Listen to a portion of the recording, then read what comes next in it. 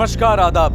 Crime petrol Dastak में आप सभी का एक बार फिर से स्वागत है। मुंबई के बोरीवली इलाके का एक real estate developer Rajesh Ganatra गायब हो गया था। पेश है उस केस का दूसरा और आखिरी भाग। साल 2008 आकाश वर्मा गायब हो जाता है। साल 2010 गोविंद राजपूत उम्र 39 गायब हो जाता है। साल 2012 29 अप्रैल रात 8:30 बजे परेल में रहने वाले जगदीश गनात्रा को एक अज्ञात फोन आता है कि उसके छोटे भाई राजेश गनात्रा का मुंबई के महालक्ष्मी इलाके में एक्सीडेंट हो गया है। और हैरत की बात यह होती है कि वो फोन खुद राजेश गनात्रा के सेल फोन से किया गया होता है। जगदीश अपने सबसे छोटे भाई कमलेश के साथ साउथ मुंबई के सभी अस्पतालों में राजेश को ढूंढता है। ट्रैफिक कंट्रोल रूम से भी वो कांटेक्ट करते हैं, पर दोनों जगहों से उन्हें कोई खबर नहीं मिलती। राजेश 29 अप्रैल को दोपहर 12 बजे अपने पार्टनर नीरव दत्ता के साथ फोन पर बात करने के बाद अपने घर से निकलता है। सुनील, राजेश का बेटा, उस समय घर पर ही होता है। उसी सुबह को राजेश की मां लीलावती, पत्नी चारुलता और बेटी श्वेता एक शादी अटेंड करने वडोदरा चले जाते हैं। जगदीश, कमलेश और सुनील गनात्रा बोरीवली पुलिस स्टेशन में मिसिंग कंप्लेंट लिखवाते हैं। नीरव पुलिस को बताता है कि वो राजेश को कांदिवली हाईवे के पास एक रेस्टोरेंट में मिला था। राजेश और उसकी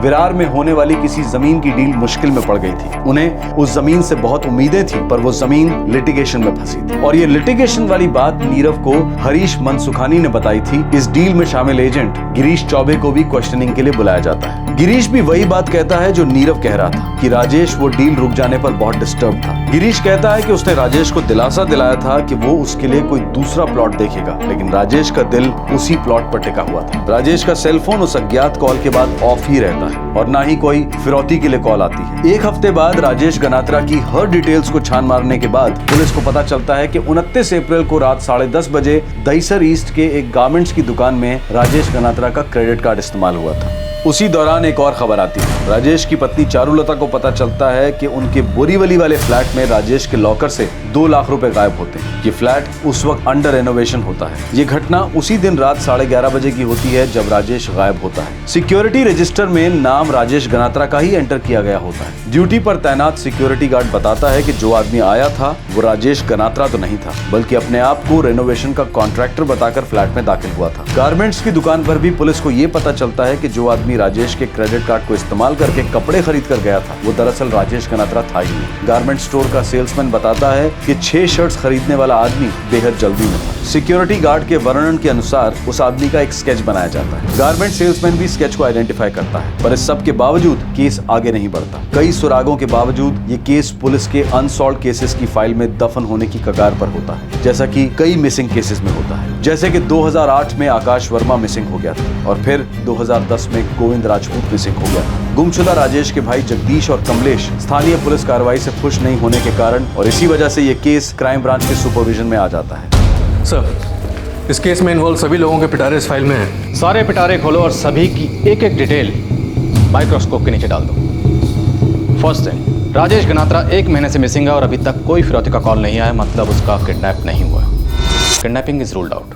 सेकंड पॉसिबिलिटी है वो खुद कहीं चला गया, लेकिन सवाल यह है वो खुद कहीं क्यों जाएगा, और ये बहुत बड़ा सवाल है। तीसरी पॉसिबिलिटी है कि कोई बहुत पुरानी दुश्मनी या बिल्कुल नई दुश्मनी जो अभी तक किसी की पकड़ में नहीं आई है। सर, शायद कोई प्रेशर में था, कोई ब्लैकमेल, कुछ भी हो सकता है, लेकिन जो भी है उसका कोई एक तगड़ा सुराग इस फाइल में है। कोई एक शख्स है जो झूठ बोल रहा है, जो कुछ छुपा रहा है, कुछ दबा रहा है। एक बार सही पिटारे का ढक्कन खुलेगा तो सच्चाई स्प्रिंग की तरह उछल के बाहर आएगी।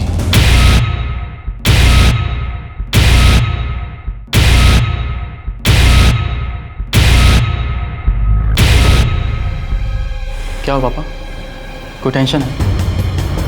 नहीं। चलो शुरू करते हैं। Let's start with the family.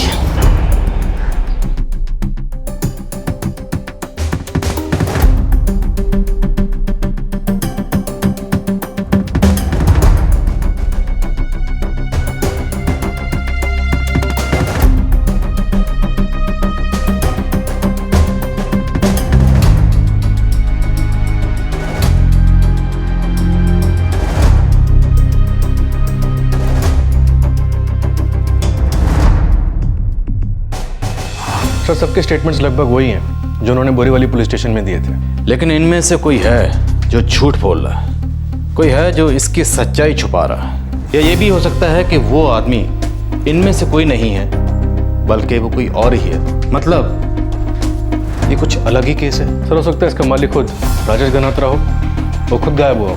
लेकिन कोई अपने आप को गायब क्यों करेगा? राजेश गनात्रा का ज्वेलरी का और रियल एस्टेट का अच्छा खासा बिजनेस था, कभी कोई घाटा नहीं हुआ और फैमिली लाइफ भी ठीक ठाक लग रही है। मैं ये खुद गायब होने वाला एंगल रूल आउट करता हूँ। एक काम करते हैं, देखते हैं कि 29 अप्रैल 2012 को एग्जैक्टली क्या क्या हुआ। मन सुखानी का फोन आता है कि विरार वाली जमीन लिटिगेशन में है और सुबह 11 बजे राजेश की फैमिली यानी उसकी माँ, बेटी और उसकी बीवी वडोदरा के लिए रवाना हो जाती है। और उसके कुछ मिनटों बाद राजेश को नीरव दत्ता का फोन आता है और दोनों कांदीवली के स्पाइस कोर्ट में मिलने का प्लान बनाते हैं। 12 बजे नीरव राजेश से मिलता है और उसके बाद वहाँ से चला जाता है और उसी रेस्टोरेंट में ब्रोकर गिरीश चौबे राजेश से आगे मिलता है। और उसके बाद एक मिनट, राजेश के बेटे सुनील ने हमें बताया था राजेश गनात्रा जब घर से निकला था तो अपनी गाड़ी में निकला था। क्या बोरीवली पुलिस ने उस गाड़ी पे कोई फॉलोअप किया? No sir. ये इंपॉर्टेंट पॉइंट है। एक आदमी गायब होता है, सब उसके बारे में बात करते हैं, लेकिन जिस गाड़ी में वो गया था उसके बारे में कोई जिक्र नहीं कर रहा। मतलब राजेश गनात्रा की कार स्विफ्ट डिजायर अभी तक ट्रेस नहीं हुई है। सर मीटिंग के थोड़ी देर बाद गिरीश भी वहाँ से चला जाता है, ये समझ के कि राजेश अपने ऑफिस चला जाएगा। उसके बाद रात 8:30 बजे राजेश के भाई जगदीश को एक फोन आता है और उन्हें बताया जाता है कि उनके भाई राजेश का एक्सीडेंट हो गया है महालक्ष्मी में। और ये फोन खुद राजेश के सेल से किया जाता है। उसके बाद फोन कट जाता है या काट दिया जाता है। राजेश गनात्रा को उस दिन महालक्ष्मी में कुछ काम था? I mean, कोई मीटिंग या अपॉइंटमेंट? नो सर, अभी तक जो जानकारी मिली है उस हिसाब से राजेश का साउथ मुंबई में आना जाना बहुत कम हुआ करता था। पक्का? उसकी फैमिली ने तो यही बयान दिया पुलिस स्टेशन में। अब अगर इनमें से कोई झूठ बोल रहा है तो कह नहीं सकते।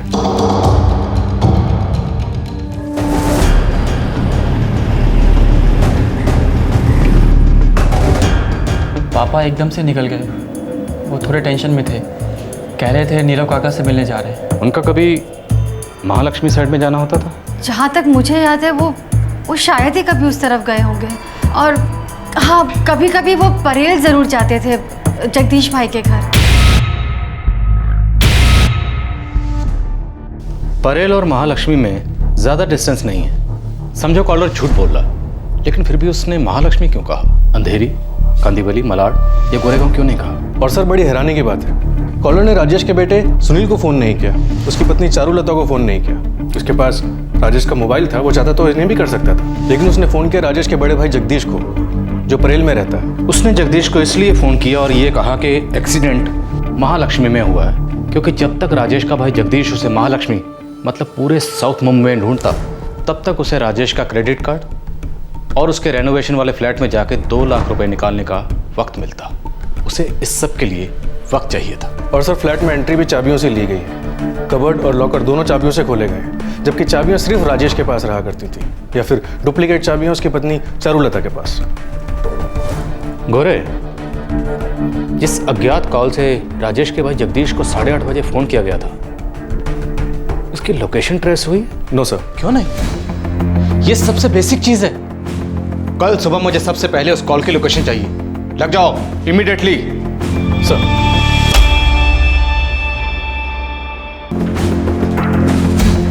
सर, कॉल लोकेशन दहीसर है, दहीसर ईस्ट। देखा, कॉलर ने दहीसर ईस्ट से फोन किया राजेश के भाई को कि उनके भाई का एक्सीडेंट हो गया है महालक्ष्मी में। तो राजेश के भाई जगदीश और कमलेश लग गए अपने भाई को साउथ मुंबई के हॉस्पिटल और ट्रैफिक पुलिस हेडक्वार्टर में पूछताछ करने। इसी दौरान ये दहीसर ईस्ट के एक गारमेंट शॉप से 6 शर्ट्स खरीदता है और खरीदने के लिए राजेश का क्रेडिट कार्ड यूज किया गया, और खरीदने वाला बहुत जल्दी में था। उसके बाद वो राजेश के रेनोवेशन वाले फ्लैट में जाता है और वहां से 2 लाख रुपए लेके गायब हो जाता है। लेकिन सिर्फ 6 शर्ट्स, और वो भी बड़ी हड़बड़ी में। क्यों? सिंपल, कहीं भागने की तैयारी हो रही थी। बट स्टिल सिर्फ 6 शर्ट्स क्यों? सर शायद 6 शर्ट्स 6 लोगों के लिए हों। लेकिन कोई शर्ट्स क्यों बदलेगा? मतलब या तो शर्ट्स मैले हुए होंगे या शर्ट्स के ऊपर खून के धब्बे होंगे। एक काम करो, हेडक्वार्टर फोन करो और ज्वाइंट सीपी से कॉल ट्रैकिंग की परमिशन लो। 29 अप्रैल सुबह से लेकर रात तक राजेश गनात्रा के कॉल की हर लोकेशन ट्रैक करो। इस केस की इन्वेस्टिगेशन में बोरीवली पुलिस ने जो कदम उठाए थे, क्राइम ब्रांच उन्हीं कदमों पर चल रही थी। पर इस बार हर कदम हर पहलू की और भी गहराई से जांच हो रही थी। क्राइम ब्रांच ने माइक्रोस्कोपिक अप्रोच ली और यह तरीका रंग लाया। इस केस में कुछ नए एंगल्स उभर कर आए, कुछ नई दिशाएं खुली, लेकिन यह तो सिर्फ एक शुरुआत थी। यह केस क्राइम ब्रांच को भी हिलाकर रख देने वाला था।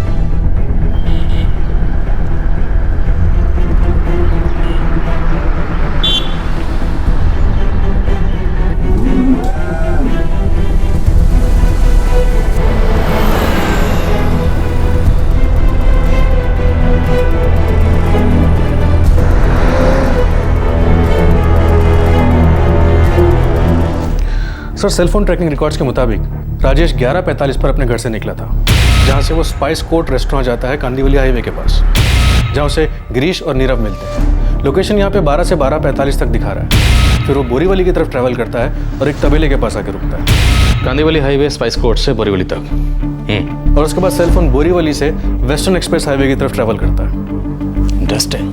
कहाँ तक? लास्ट लोकेशन गोट बंदर जंक्शन दिखा रहा है। ये दोपहर 2:30 बजे की बात है। उसके बाद सेलफोन का कोई लोकेशन नजर नहीं आ रहा। स्विच ऑफ किया होगा।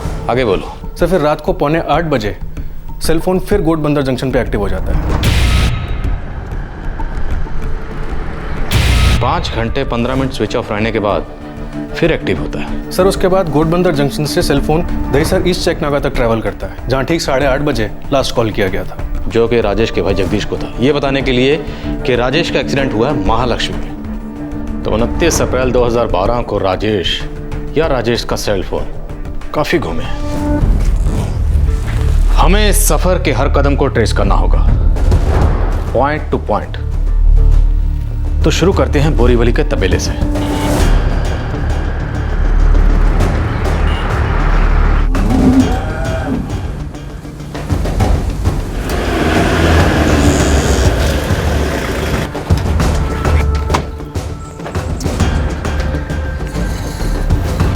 अप्रैल को राजेश गनात्रा यहाँ आया था। राजेश गनात्रा? बोरीवली का प्रॉपर्टी डेवलपर है। 29 अप्रैल को सवा के करीब यहाँ आया था अपनी स्विफ्ट डिजायर गाड़ी में। क्यों? साहब, मैं तो यहाँ सिर्फ तबेला चलाता हूँ, शायद मेरे सेठ से मिलने आए होंगे। कौन है तेरा सेठ? कहाँ है? गिरीश भैया, गिरीश चौबे जी, वो भी जमीन का बिजनेस करते हैं साहब।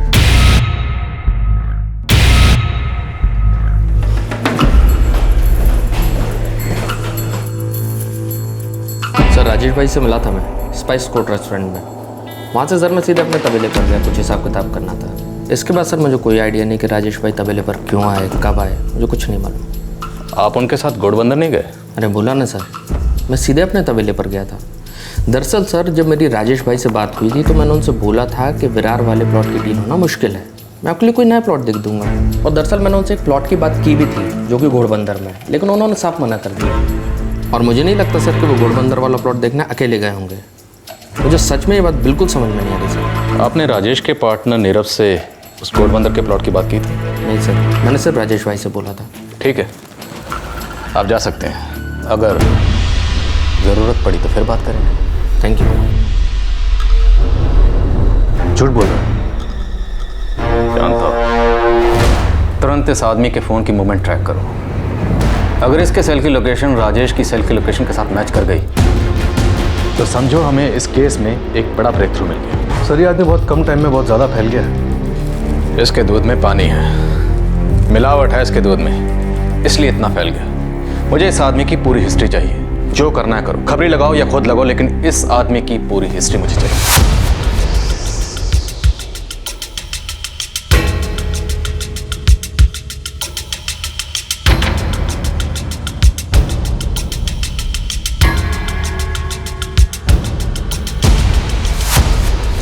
ये लीजिए। Thank you.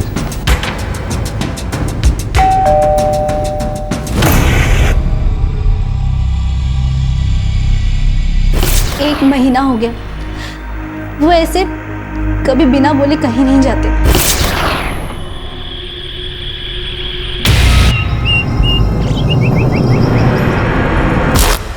जी, मेरे पति आकाश गिरीश चौबे के लिए काम करते थे।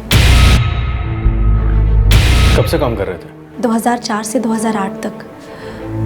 फिर वो गायब हो गए। गिरीश चौबे उन्हें यूपी में हमारे गांव से मुंबई लेकर आए थे। तब से आपके पति कोई खबर नहीं आई, कुछ भी नहीं? जी नहीं सर, पुलिस हर बार कहती कि कोई सुराग नहीं मिला। 2 साल तक पुलिस स्टेशन के चक्कर काटती रही। फिर अपने बच्चों को भी देखना था, इसके लिए काम काज शुरू कर दिया। सर, कुछ पता चला क्या? अभी तक तो नहीं, पर शायद जल्दी पता चल ही जाएगा।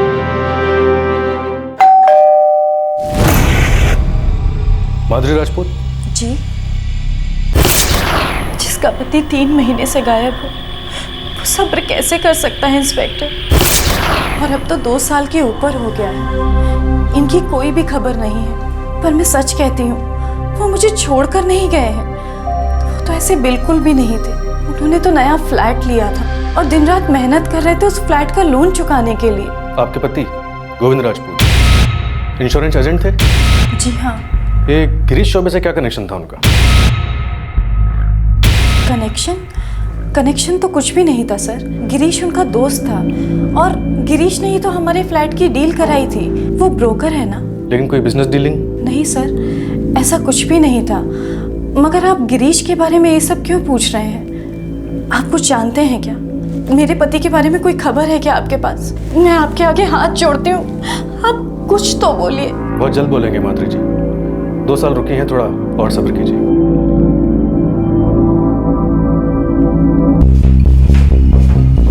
सर, बोरीवली पुलिस स्टेशन के रिकॉर्ड्स मैच करते हैं। ये गिरीश चौबे की कहानी रंग से राजा वाली कहानी।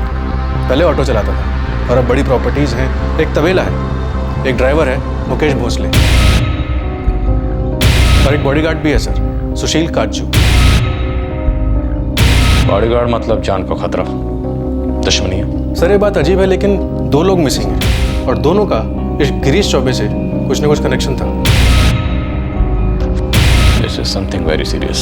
सर ये दोनों केसेस बोरीवली पुलिस स्टेशन में फाइल हुए थे और आज तक वहीं पड़े हैं। उसके फोन का मूवमेंट क्या कहता है? सर हमारे पास ठोस सबूत है। उसने कहा था वो घोड़बंदर गया ही नहीं, जबकि उसके सेलफोन रिकॉर्ड्स दिखा रहे हैं पहले कांदीवली से बोरीवली तबेला, फिर उसके बाद घोड़बंदर जंक्शन, फिर वहाँ से टुंगारेश्वर मंदिर,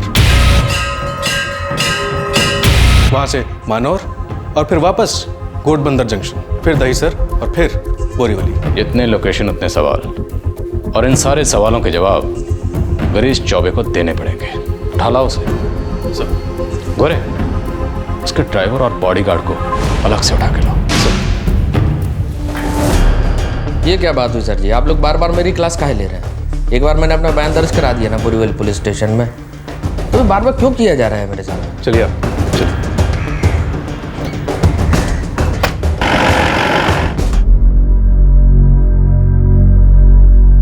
वो लोग कुछ बोल नहीं रहे हैं, लेकिन हो सकता है कि उस ब्रोकर गिरीश चौबे ने कुछ लफड़ा किया है। क्या बोले क्राइम ब्रांच वाले? क्या राजेश गिरीश के साथ थे? डिटेल्स तो कुछ नहीं दी उन्होंने, लेकिन चारू प्लीज प्लीज तुम हिम्मत रखो।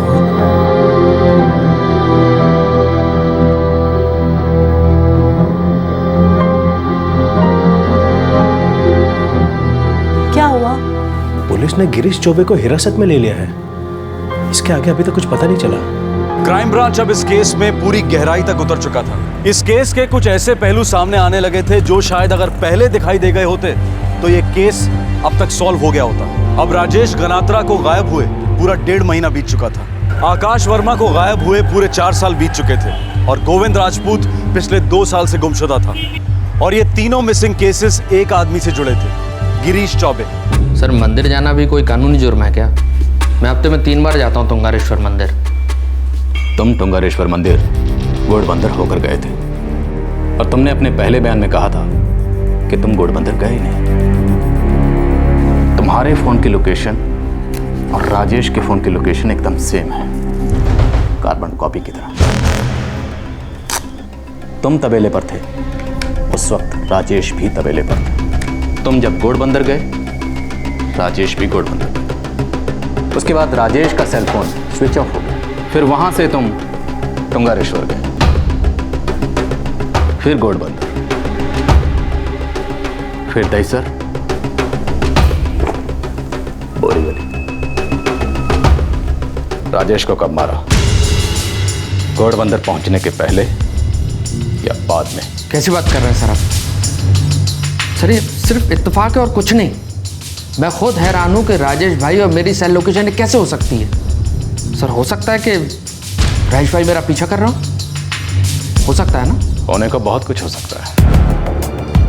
एक काम करो, बैठ के आराम से चाय पानी पियो और फिर सोचो कि क्या बोलना।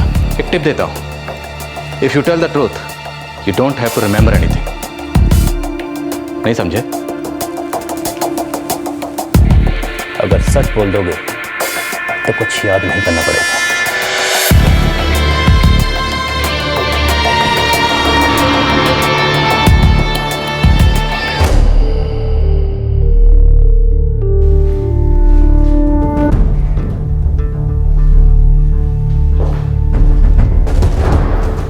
हमें मालूम है तो टट्टू है, तेरा सेठ जो बोलेगा तो वही करेगा, लेकिन हमें सबूत चाहिए और उसके लिए तुझे मुंह खोलना पड़ेगा।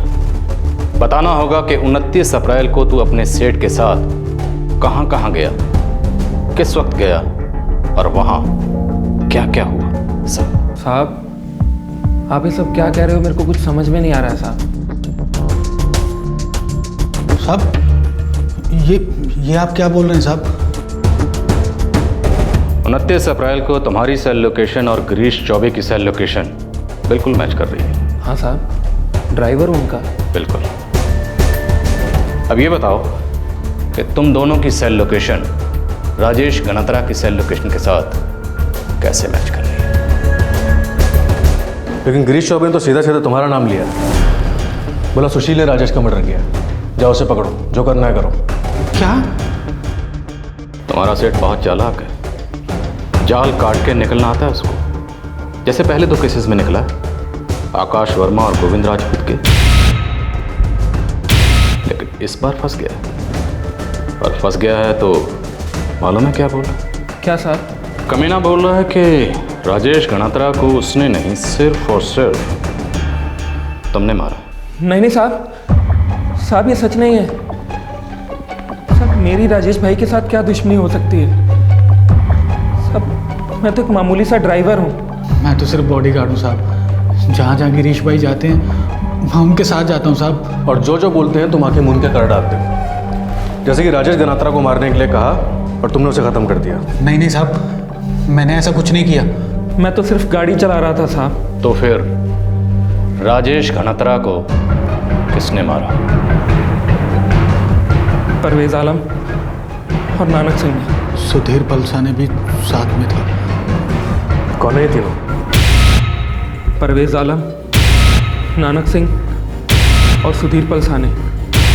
साहब ये सभी गिरीश भाई के लिए काम करते हैं प्रॉपर्टी में। देख तेरे पास ये आखिरी मौका है साबित करने का कि तुमने उन तीनों का साथ नहीं दिया, तो सिर्फ गाड़ी चला रहा। साहब यही सच है। मुझे पूरी सच्चाई चाहिए, हर एक डिटेल चाहिए। कब, क्यों, कहाँ, कैसे, सब कुछ फटाफट बोल डाल, वरना फांसी का फंदा गिरीश चौबे के गले में नहीं, तुम्हारे गले में पड़ेगा।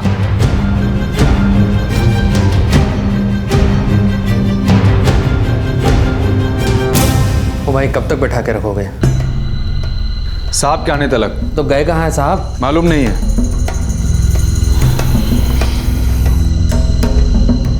उस दिन दोपहर में हम लोग निकले,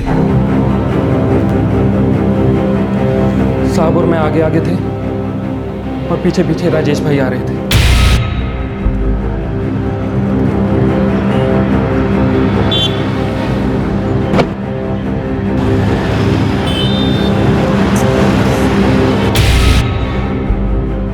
हम लोग गिरीश भाई के तबेले पे पहुंचे। वहाँ उन दोनों के बीच में कुछ बातचीत हुई। फिर राजेश साहब ने अपनी गाड़ी तबेले पे छोड़ दी और हमारे साथ हमारी गाड़ी में आ गए।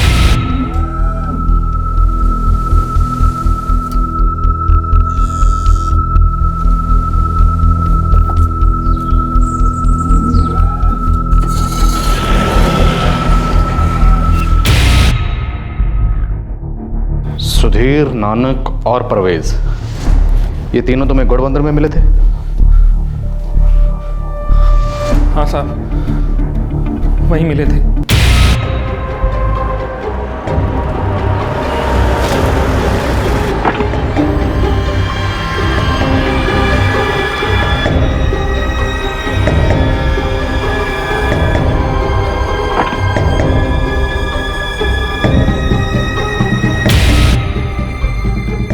उसके बाद मैं और मुकेश वापस तबेले पर लौटे और गिरीश भाई के फ़ोन का इंतज़ार करने लगे। और गिरीश ने फ़ोन कब किया? शाम को 7 बजे। जी साहब। ठीक है साहब, पहुंच जाएंगे।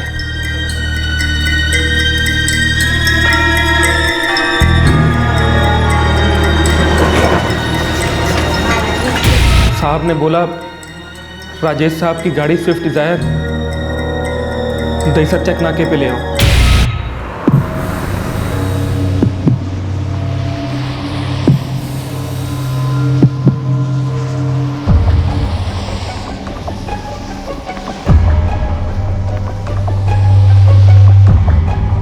बात कर।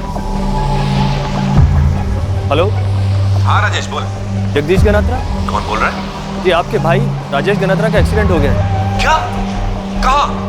महालक्ष्मी में। आप कौन बोल रहे हैं? जी, मैं सड़क से गुजर रहा था जब आपके भाई का एक्सीडेंट हुआ। उन्होंने मुझे फ़ोन दिया और कहा कि मेरे भाई जगदीश गनात्रा को इन्फॉर्म कर दो। राजेश कहाँ है? कैसा है वो? बैटरी बहुत लो है, मैं फ़ोन रखता हूँ।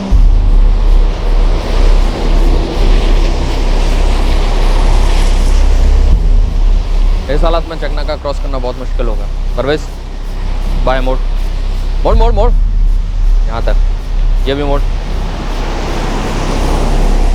ये पकड़। मालूम है ना क्या करना है? जल्दी से जल्दी। और परवेज तुम लोगों के लिए 6 बेदाग शर्ट लेके आए। हाँ साहब।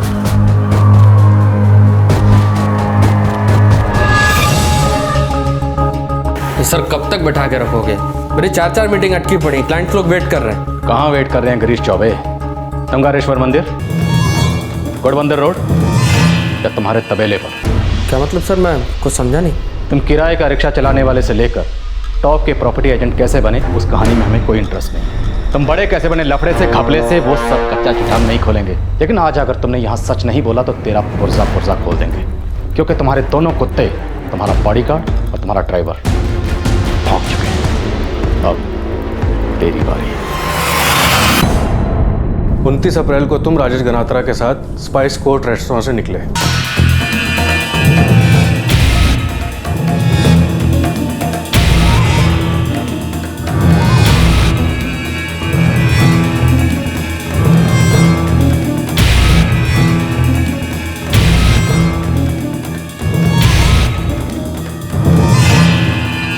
गिरीश चौबे, एक बात बताऊं, आज तक जितने मुलजिम मेरे सामने आए हैं उन पर थप्पड़, मुक्का, लात या इलेक्ट्रिक शॉक नहीं आजमाया मैं।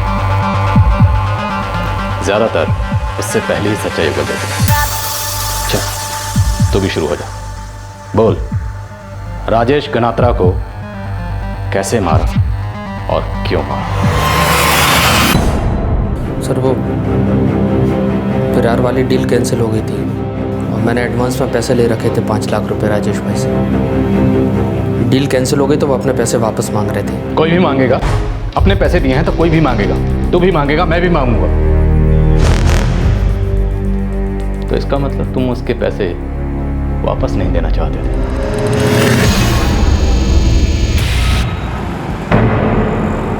गिरीश, ये तुझे नहीं पता था इसके बारे में? अगर पता होता तो वो जमीन दिखाता ही क्यों मैं आपको? गिरीश, मुझे मेरे 5 लाख रुपए वापस चाहिए बस। क्या बात कर रहे हैं राजेश भाई? नुकसान मेरा भी हुआ है, खुद के 10 पेटी घुस गए इस प्रोजेक्ट में। तो तुम चाहते क्या हो मुझसे? भूल जाओ पैसे। अरे तुम्हें पता करना चाहिए था जमीन का स्टेटस क्या है, और वो किए बगैर तूने मुझसे 5 लाख रुपए एडवांस ले लिए, वो भी कब? 1 हफ्ते पहले, जबकि तुम्हें पता था कि जमीन की डील होनी पॉसिबल नहीं है। राजेश भाई ऐसा मत बोलिए, मैं आपको बता तो चुका हूं कि अगर पता होता तो बात वहां तक पहुंचती क्या? गिरीश,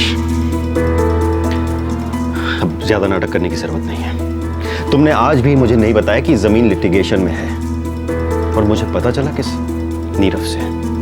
मनसुख खानी का फोन आया था उसके पास। राजेश भाई आज आप आकर हो किस मूड में ये बताओ पहले आप। मैं आपको खुद फोन करने वाला था लेकिन। हाँ गिरीश, सब समझता हूं मैं। देखो आज शाम तक मुझे मेरी 5 पेटी वापस चाहिए, नहीं तो बाय गॉड सीधा पुलिस स्टेशन जाऊंगा, तुम्हारे खिलाफ फ्रॉड का केस दर्ज कराऊंगा। मजाक नहीं करूंगा मैं। मजाक नहीं राजेश भाई, अब दिल दुखा दिया आपने। इतनी छोटी सी बात पे इतनी बड़ी टेंशन लेके बैठ गए। अच्छा चलिए उठिए, मैं आपको एक ऐसा प्लॉट दिखाता हूँ जिसको देखकर आपकी तबीयत खुश हो जाएगी। विरार वाला पानी मांगेगा, उसके सामने पानी, एकदम डबल साइज, पेपर एकदम नीट साफ क्लियर। कहाँ पर? अरे यहीं अपने घोड़बंदर, चलिए चल के देखते हैं। गिरीश, वो प्लॉट में देखूंगा, लेकिन ये मत समझना कि मैं अपने 5 लाख रुपए भूल गया। उसका हिसाब तुम्हें क्लियर करना पड़ेगा। राजेश भाई, आप भी यही हो, मैं भी यही हूँ, और पैसे भी यही हैं। लेकिन यदि समय पर उस जमीन पर हमने हाथ नहीं डाला तो वो जमीन वहां नहीं रहेगी। बड़ा बिल्डर को भी दबोच लेगा उसको। चलिए आप जल्दी चलिए, देखकर तबीयत खुश ना हो जाए तो बोलो।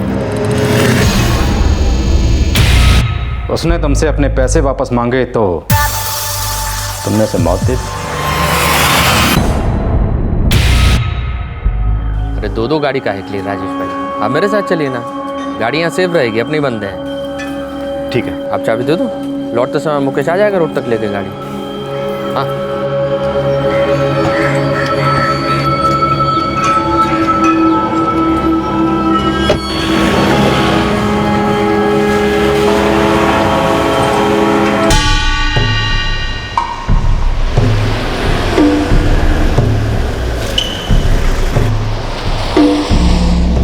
सलाम गिरीश भाई। नमस्कार भाई। अच्छा, आप राजेश भाई हैं? सलाम। अच्छा, सुधीर, परवेज और नानक, राजेश भाई को घोड़बंदर वाला प्लॉट दिखा। गिरीश भाई, आपका फोन आया ना, तभी चप्पन को सब समझ में आ गया था क्या काम है और क्या करना है। देखा? कितना टाइम लगेगा? वो मेरे फ़ोन की बैटरी जा रही है तो। राजेश भाई, ज़्यादा वक्त नहीं लगेगा, बस 5-7 मिनट, इसके पीछे ही है, इससे ज़्यादा समय नहीं लगेगा। चलो बैठो आप, चलो चलो चलो।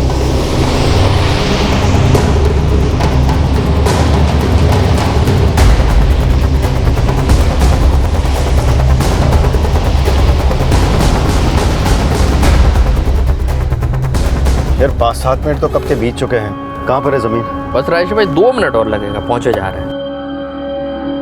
हाँ, पर घोड़बंदर तो कब का पीछे छूट गया है। ये तो हम विरार की तरफ जा रहे हैं। अरे राजेश भाई, दरअसल वो भिवंडी रोड है ना, जैसे ही उसको टच करेंगे सामने अपनी ज़मीन देखेंगे। गिरीश लल्लू समझ रखा है क्या मुझे?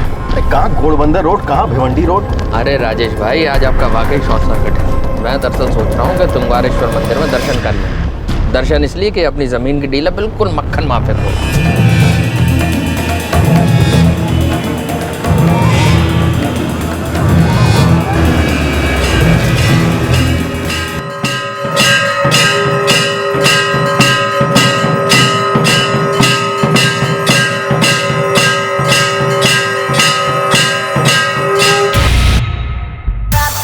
तो ये पूरा ड्रामा हुआ राजेश गनात्रा को जान से मारने के लिए।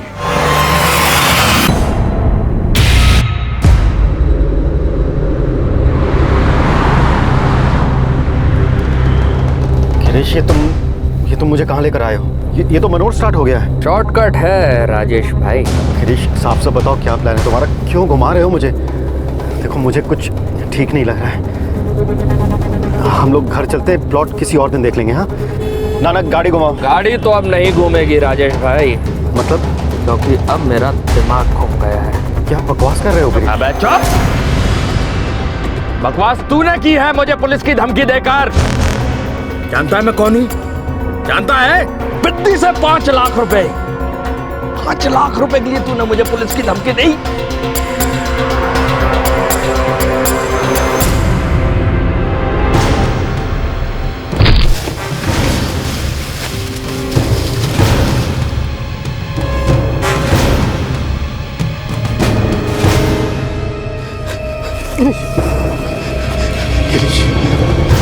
गिरीश, ये ठीक नहीं है। ठीक नहीं है राजेश भाई, जानता हूं मैं, लेकिन ये काम मैं इतने परफेक्ट तरीके से करता हूं कि मेरे बाएं हाथ को नहीं मालूम पड़ता कि दाहिने ने क्या किया। दुनिया की तो छोड़ दो, लोग ऐसे गायब हो जाते हैं जैसे हवा हो गए हो। ये तो क्या कह रहे हो गिरीश? एक आकाश वर्मा था, ठीक तुम्हारी तरह न दोनों ने मुझ पर हावी होने की कोशिश की। मुझ पर, गिरीश चौबे पर।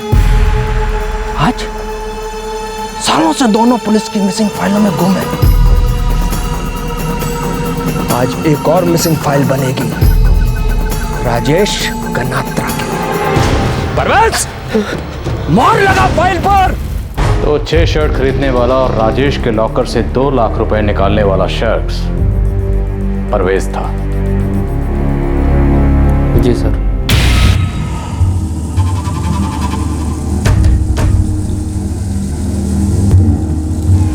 आकाश वर्मा और गोविंद राजपूत को क्यों मारा? आकाश कमीना था साहब, बेकार बैठा था अपने गांव में, तरस खाकर लेकर आया मैं उसको इधर पर। मेरी थाली में थूक दिया, मेरा नाम लेकर मेरे पीठ पीछे अपना धंधा शुरू करना चाहता था, बहुत ऊपर उड़ना चाहता था सर, पर काट दी उसके मैंने, और उसको भी। गोविंद राजपूत सर वो जिस कंपनी में काम करता था वहाँ से मैंने लोन लिया था। जहाँ से तुम एक बार पैसे ले लेते उसे वापस करने की आदत तो तुम्हें है नहीं। सर वो बहुत दिमाग खा रहा था मेरा, हर दिन एक ही बात। राजेश गनात्रा की गाड़ी कहाँ है? Swift Dzire. सर वो गुजरात में भेज दी मैंने गाड़ी। तुम्हारे तीनों आदमी नानक, सुधीर और परवेज इस वक्त कहाँ मिले?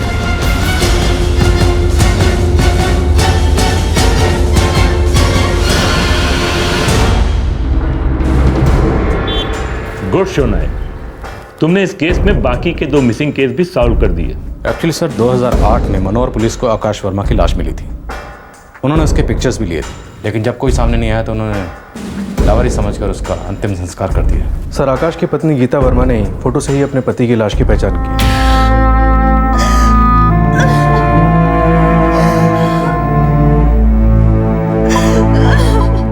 सर गोविंद राजपूत की बॉडी पूरी तरह से जला दी गई थी, उसका कुछ नहीं मिला। माधुरी जी, गिरीश चौबे और उसके साथियों के बयान हैं हमारे पास, जो ये साबित करते हैं कि आपके पति गोविंद राजपूत अब इस दुनिया में नहीं रहे। मुझे मालूम था, मुझे छोड़कर नहीं जा सकते। प्यार करते थे वो मुझसे, 2 साल से बस मुझे इसी बात का डर था कि कहीं उनके साथ कुछ हो ना गया, और आज ये। सर ये आदमी गिरीश चौबे कोई मेंटली इम्बैलेंस या साइकोपैथ नहीं है, बल्कि एक शातिर क्रिमिनल माइंड है।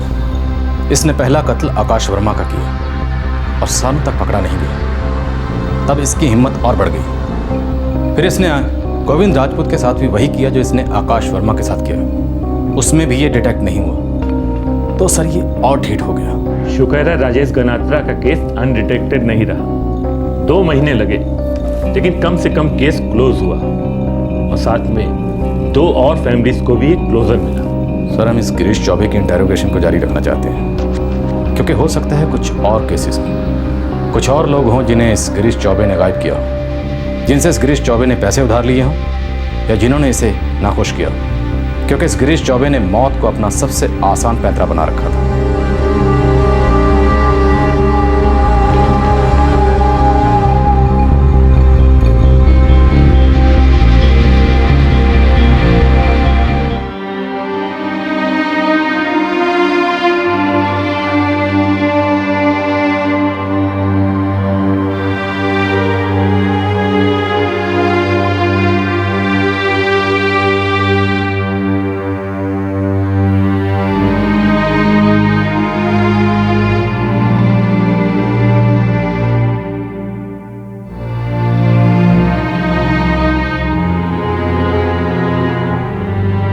नमस्कार, आदाब। आज क्राइम पेट्रोल दस्तक सीजन 4 अपने 200 एपिसोड पूरे कर रहा है। हमने हमेशा कोशिश की है कि हम अपने इस कार्यक्रम का एक अच्छा स्टैंडर्ड मेंटेन करें। आपका भरपूर प्यार हमें इस प्रोग्राम को और बेहतर बनाने के लिए प्रेरित करता रहा है। आपके प्रोत्साहन ने हमारी महत्वाकांक्षाओं को पंख दिए हैं। हम प्रार्थना करते हैं कि आपका और हमारा साथ इसी तरह से बना रहे। दुआ करते हैं कि हम पूरी सच्चाई और ईमानदारी से आपके सामने केसेस पेश करते रहें, और हर एपिसोड से हमें और आपको कुछ नया सीखने को मिले, ताकि हम एक बेहतर और सतर्क नागरिक बन सकें।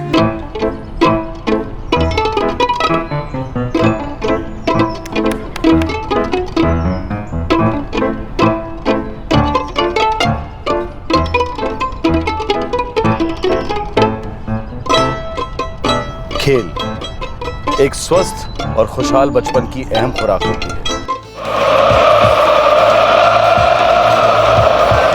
और वही खेल युवा जिंदगी में कंपटीशन की रणभूमि बन जाता है। खेल जीतने के लिए खेले जाते हैं, गौरव और पुरस्कार के लिए खेले जाते हैं। पर जब खेल जगत में ऊंची बोलियां गूंजती हैं, तब पैसा बोलता है और पैसा खेलता है।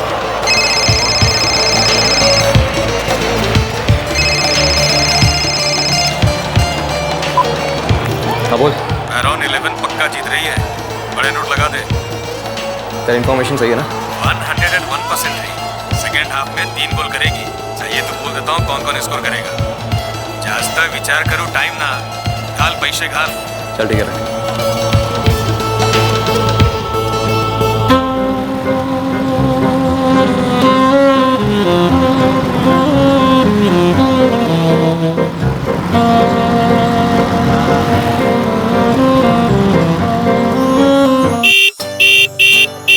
पीटर।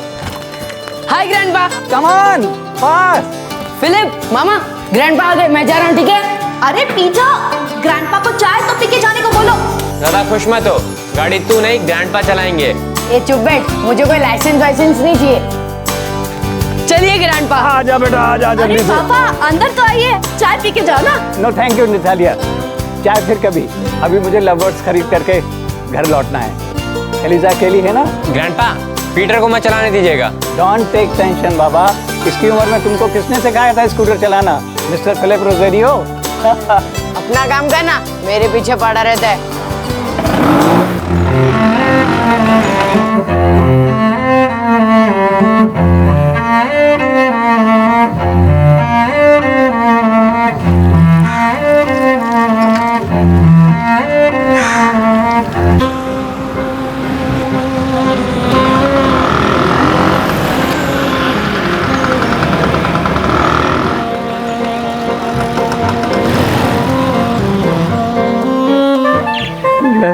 Lovely.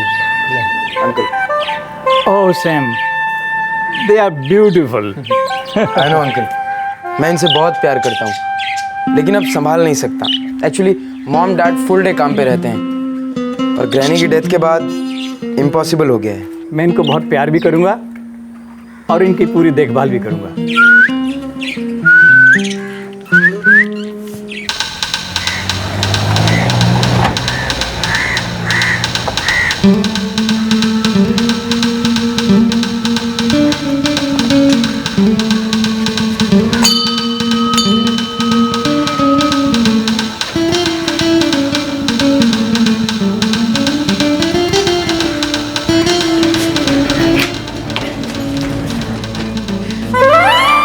कौन हो तुम लोग?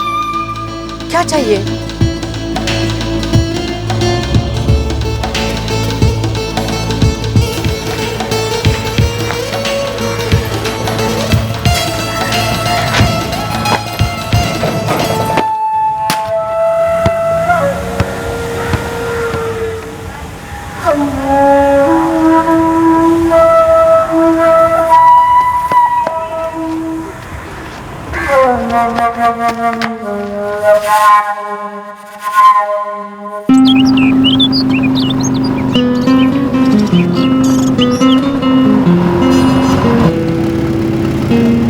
मई 2012 साउथ गोवा का एक खूबसूरत शांत गांव वेलेम एक सीनियर सिटीजन की भयंकर हत्या से हिल गया। जब यह हादसा हुआ तब एलिजा रोजेरियो अपने घर पर अकेली थी।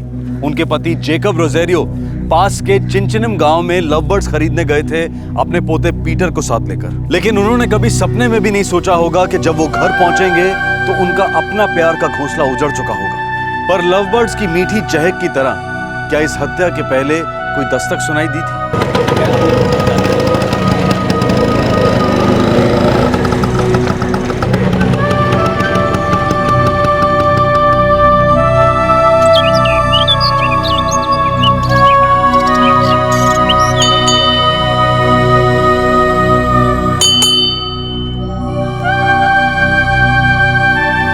ये एलिजा का सोने का टाइम था। ग्रैंडमा शायद पीछे होंगी। चलो देखते हैं।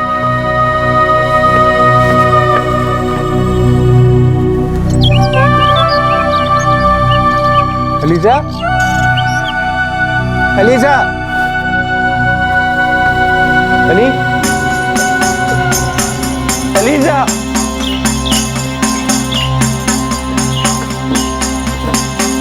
एलिजा।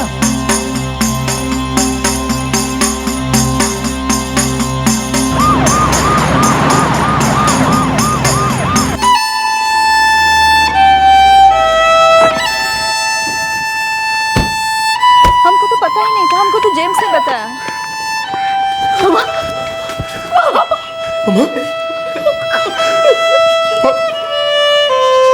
क्या कर रहा है?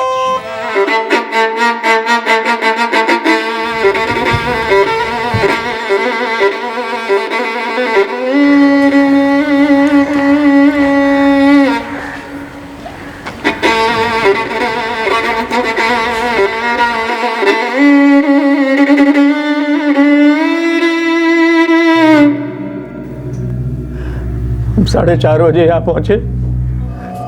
सामने का दरवाजा अंदर से बंद था। हमें लगा ग्रैनी बैकयार्ड में होंगी, पर वो वहाँ नहीं थी। लेकिन पीछे का दरवाजा खुला था। हम अंदर आए, ग्रैनी सोफे पर पड़ी थी। And she was dead.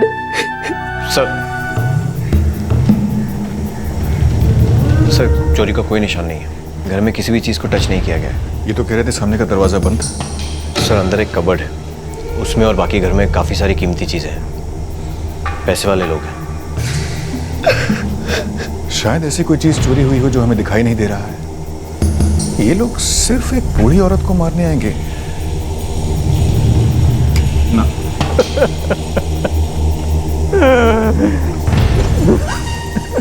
जो मारी है वो मेरी मॉम है। मेरा नाम सिल्वेस्टर। सिल्वेस्टर, हमें कोई चोरी या तोड़फोड़ के निशान नहीं मिले हैं। क्या आप अपने डैड से पूछ सकते हैं चेक करने के लिए? बेटा तुमने कार के अंदर लोगों को देखा था? नहीं सर, मैंने सिर्फ कार जाते हुए देखी थी। कब देखी थी? सर मेरा फुटबॉल इनके कंपाउंड में आया था, उसे लेने गया तब देखा। मारुति 800 थी। हाँ सर। कौन से कलर की बेटा? White colour. आप पड़ोसी हैं, कुछ देखा सुना नहीं आपने? हम तो सो रहा था, ये जेम्स आके हमको बोला कि रोजारियो के घर में पुलिस आया है।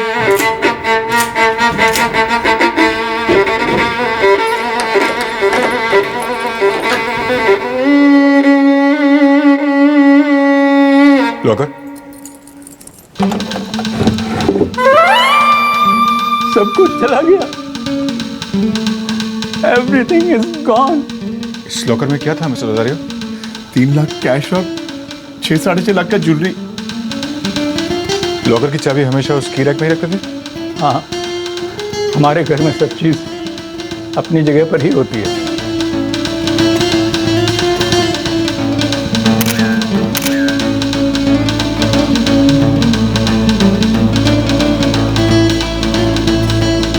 सर पड़ोसी सिक्वेरा के बेटे का कहना है कि उसने ठीक 4:10 पर यहाँ से एक सफ़ेद मारुति 800 जाते देखी। और ठीक 20 मिनट बाद यानी 4:30 बजे रोजारियो अपने पोते पीटर के साथ घर वापस आते हैं और आकर देखते हैं कि मिसेस रोजारियो की लाश पड़ी है। और हमें अभी भी पता चला है कि लॉकर से चीज़ें निकाल ली गई, लेकिन लॉकर को तोड़ा नहीं गया। घर में किसी और चीज़ को हाथ नहीं लगाया गया। बाकायदा की रैक से चाबी निकाल कर लॉकर खोल कर उसके अंदर की चीज़ें निकाल ली गई। सिर्फ मर्डर का केस नहीं लगता सर। रोजारियो अपने पोते पीटर के साथ चिंचिन गया था ना सर, लव बर्ड्स खरीदने। I think it's a properly planned attack.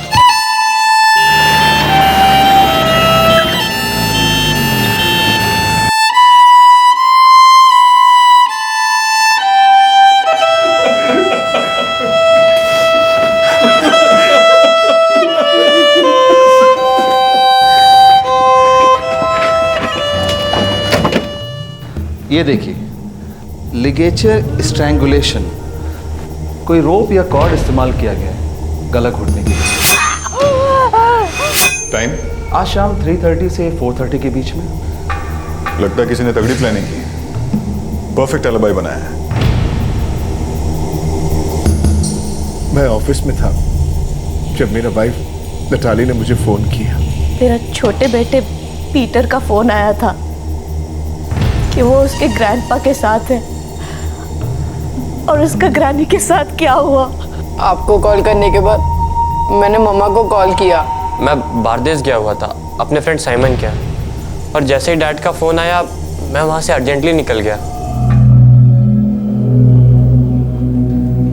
Mrs Rosario का कातिल जानता था लॉकर और कबर्ड की चाबी कहाँ रखी थी। वो ये भी जानता था उसके अंदर क्या रखा है, और उसे ये भी अच्छी तरह मालूम था कि उस दोपहर को मिसेस रोजारियो घर पर अकेली रहने वाली थी।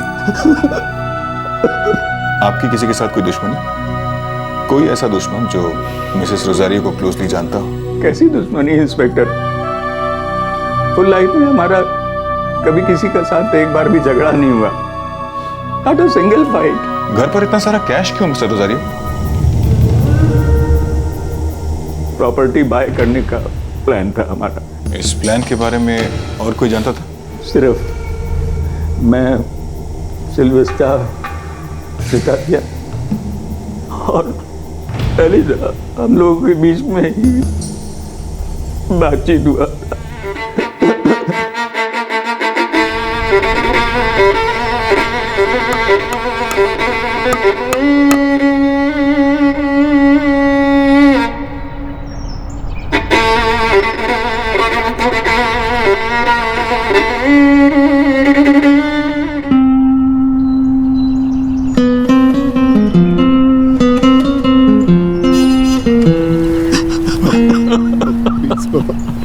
प्लीज पापा।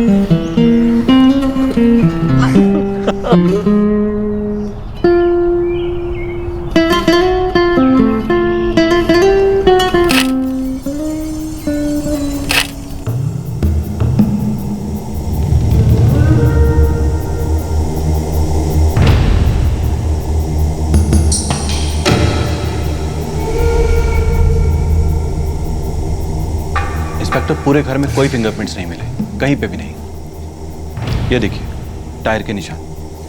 पड़ोसी का लड़का जेम्स इक्वेरा शायद ठीक कह रहा था, छोटे टायर हैं, मतलब मारुति 800।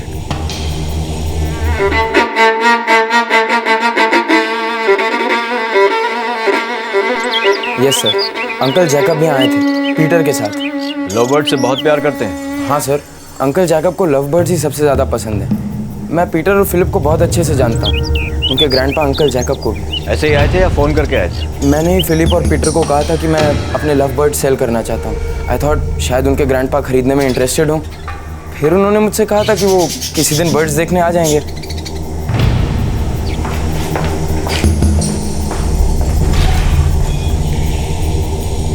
सर, आरटीओ में चेक किया है, इस वक्त हमारे गोवा में 76 मारुति 800 रजिस्टर्ड है। एक बात तो क्लियर है डॉक्टर, जो भी ये कार चलाकर आया था वो रोजारियो परिवार से अच्छी तरह वाकिफ था। उसे मालूम था कितने बजे उनके घर जाना है, क्या करना है, कहाँ ढूंढना है। वो ये भी जानता था लॉकर और कबर्ड की चाबियां कहाँ रखी हैं और उसके अंदर क्या है। Correct sir. एक काम करो डोके, ये जो 76 मारुति 800 गोवा में रजिस्टर्ड है, पता करो इसमें से व्हाइट कलर की कितनी है, और रोजारियो परिवार से चेक करो क्या वो ऐसे किसी को जानते हैं जिनके पास व्हाइट मारुति 800 हो। Okay sir. But okay, Rosario परिवार के सभी मेंबर्स के फोन रिकॉर्ड्स निकलवाओ। सर।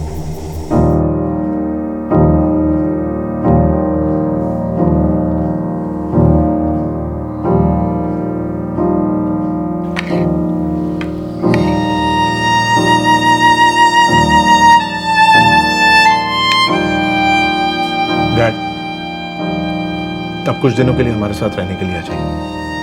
यहाँ अकेले बहुत टफ होगा। नहीं, मैं कहीं नहीं जाऊंगा। मुझे लगता है तेरी माम अभी भी यहीं रहती है। मैं अपनी एलिजा को अकेला छोड़ के कहीं नहीं जाऊंगा।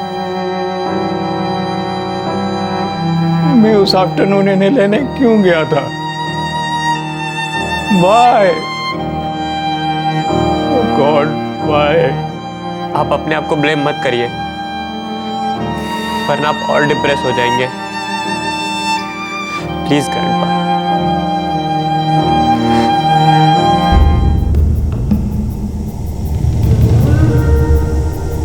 सर, जेकब रोजारियो का फोन लोकेशन था चिंचनी।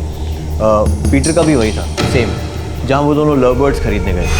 ओह Sam, they are beautiful. Sylvester अपने ऑफिस में था मडगांव में, एक प्राइवेट फर्म में अकाउंट्स मैनेजर। नैटली अपने घर पर थी, रावन फोन मडगांव में, और बड़ा बेटा फिलिप बारदेज में था अपने दोस्त साइमन गोंजाल्वेस के घर पर। हे, हाय साइमन। अरे हाय फिलिप, क्या बोलता है यार? बस, कौन जीत रहा है? बैठ, देखते देखते। शायद इसमें किसी की पर्सनल इन्वॉल्वमेंट नहीं है, क्योंकि इनमें से कोई भी उस दिन वेलिम गांव के आसपास नहीं था जहां रोजारियोस रहते हैं। सर, सारे के सारे 76 मारुति 800 कार ओनर्स को भी स्कैन किया।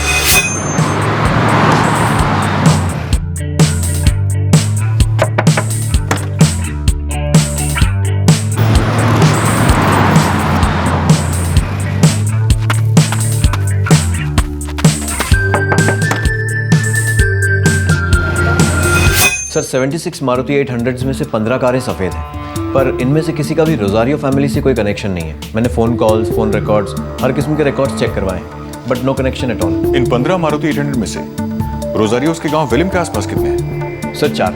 चारों को बुलाओ। 15 में 2012। जी हाँ, 15 में 2012। मैं बाम्बोली में जा रहा था बहुत ज़रूरी काम से। मुझे यहाँ क्यों बुलाया गया? 15 मई 2012 दोपहर के 3, साढ़े 3 बजे आप और आपकी सफेद मारुति 800 कहाँ थे मिस्टर परेरा? 3:30 बजे मुझे लगता है मैं उस वक्त पणजी जा रहा था।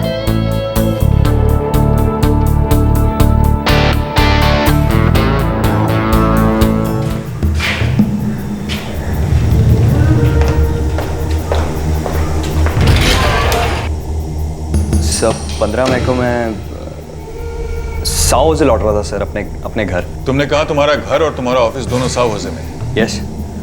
और तुमने अभी भी कहा कि 15 मई को तुम साव होजे लौट रहे थे। वो इंस्पेक्टर। तो मिस्टर शिरोडकर, 15 मई को तुम कहां से साव होजे लौट रहे थे? कानपुरा से। सर जिसने भी ये किया है उसने अपने लिए एक परफेक्ट एलिबाई, एकदम पक्का डिफेंस बनाया है ताकि उस पर शक जा ही ना सके। कहीं हम गलत पहाड़ तो नहीं चढ़ रहे? हो सकता है ये एक सिंपल चोरी का केस हो जिसमें शायद मर्डर भी हो गया। और ये जो इनसाइड जॉब के बारे में हम सोच रहे हैं, कहीं ये थियरी भी गलत तो नहीं है?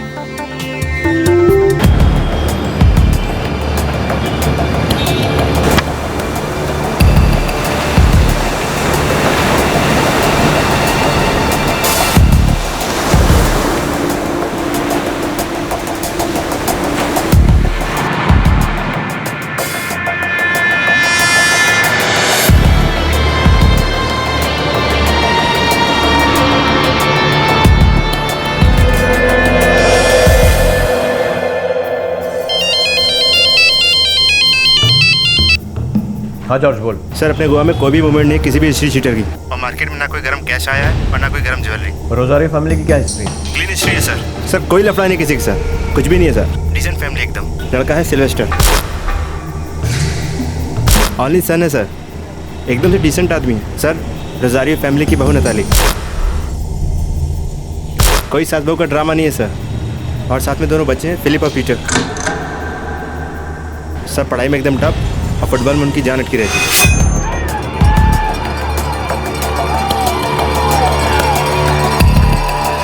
हाँ सर, सिल्वेस्टर एकदम स्ट्रिक्ट डैडी है सर। दोनों लड़कों को लगाम देकर रखा हुआ है। सैमुअल और सिमोन से जुड़ी कोई खबर? नहीं सर, उसकी कोई खबर नहीं सर। ठीक है जॉर्ज, आंखें और कान खुले रखना।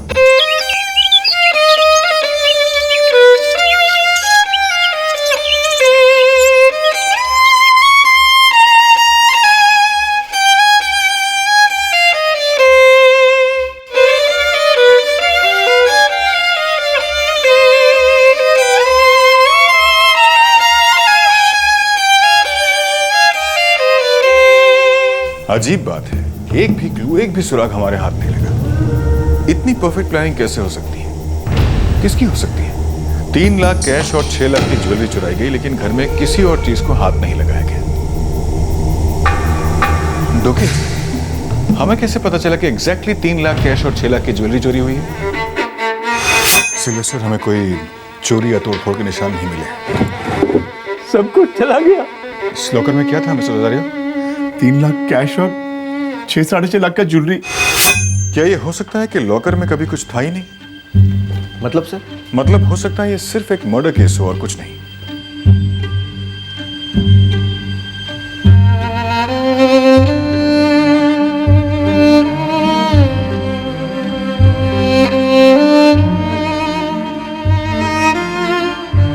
सर इतना सारा कैश, इतनी सारी ज्वेलरी और चोरी के मार्केट में कोई गर्मी नहीं, पहली बार देख रहा हूं। कोई बड़ी चालाकी से हमें गोल गोल सर्कल्स में घुमा रहा है।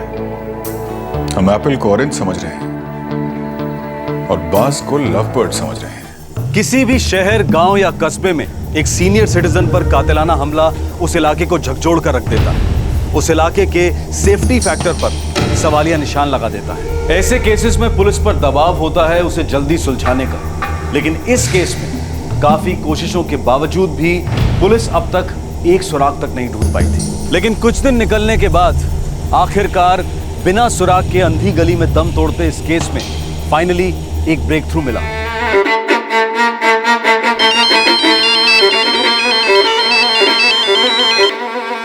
हाँ जॉर्ज बोल। सर पंजे में कोई ज्वेलरी का सेल हुआ है सर, एकदम गर्म ज्वेलरी है सर। दुकान का नाम बोल।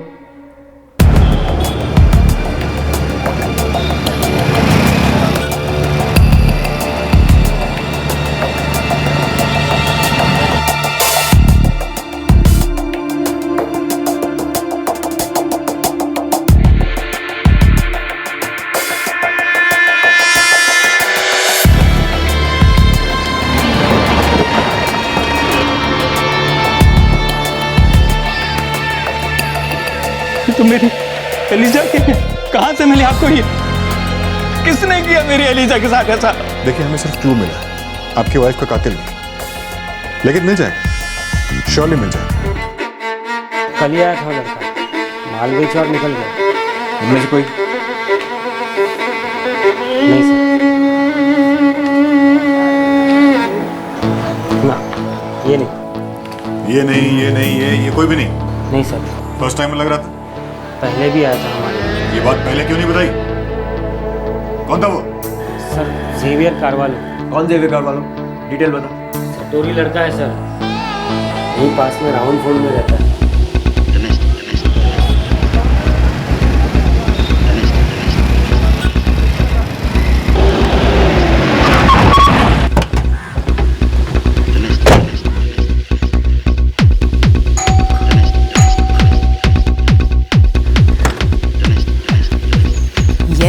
जेवियर करवालो कौन है? He is my son. आपका बेटा घर पर है? नो, वो बाहर गया है।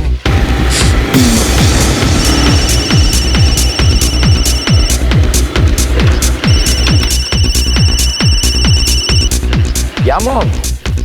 बेटा तुम कहाँ हो? क्या हुआ मॉम? बेटा कुछ प्रॉब्लम हो गई, तुम जल्दी घर आ जाओ। क्या हुआ मामा? कुछ तो बोलो। आई सेड सेवियर, तुम अभी घर आ जाओ।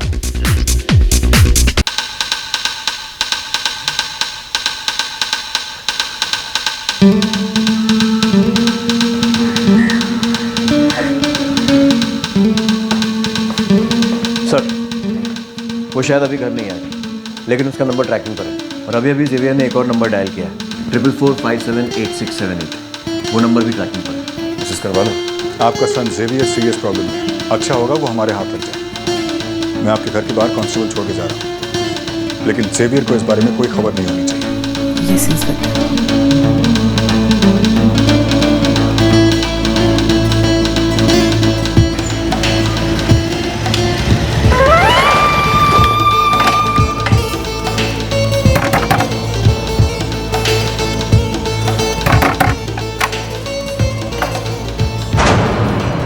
लफड़ा हो गया यार। क्या हुआ? Okay sir, cell location track हो गया, बारका बीच। माँ की, अपन ने ज्वेलरी बेचने से पहले थोड़ा वेट कर लेना चाहिए था यार।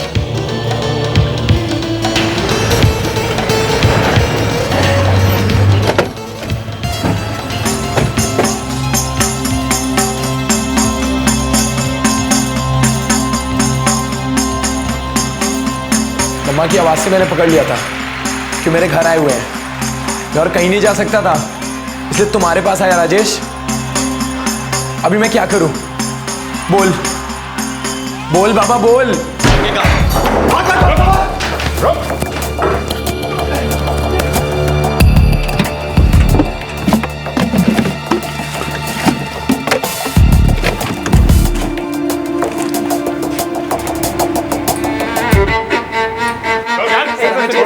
सर छोटा मोटा धंधा करते सर, एक सेकंड यार, हमने कुछ नहीं किया सर।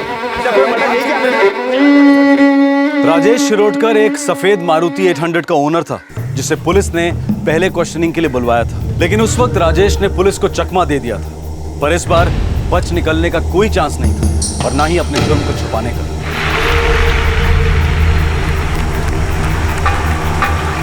सर इतने सारे मोबाइल फोन्स, लैपटॉप, टीवी पर फुटबॉल मैच भी चालू है, बेटिंग एजेंट लगता है। रुके, अब हमें यह पता लगाना होगा इन्होंने पूरे गोवा में रोजारियो फैमिली को ही क्यों टारगेट किया, और इन्हें कैसे पता चला कि उनके लॉकर में क्या है, कितना है।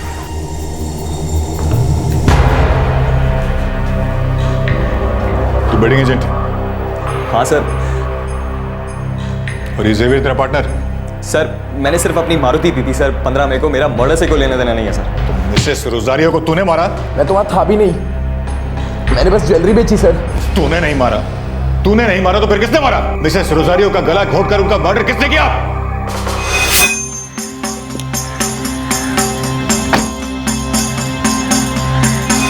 अंजुमन। अंजुमन नावेद है सर उसका नाम, मरगांव में रहता है सर। ये अंजुमन नावेद कौन है? रोजारियो फैमिली के साथ इसका क्या कनेक्शन है? और अटैक करने के लिए इसने रोजारियो का घर ही क्यों सिलेक्ट किया? घर उसने सिलेक्ट नहीं किया सर। तो किसने किया?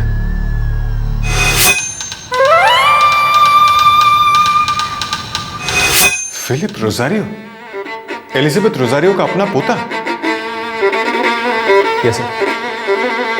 फिलिप और अंजुमन ने मिलकर ही एलिजाबेथ रोजारियो का मर्डर किया सर। फिलिप जानता था कि कैश और ज्वेलरी कहाँ रखी है sir.